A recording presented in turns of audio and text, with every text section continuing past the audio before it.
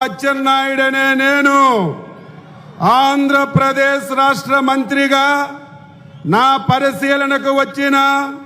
లేదా నాకు తెలియవచ్చిన ఏ విషయాన్ని నా కర్తవ్యాలని సక్రమంగా నిర్వహించేందుకు అవసరమైన మేరకు తప్ప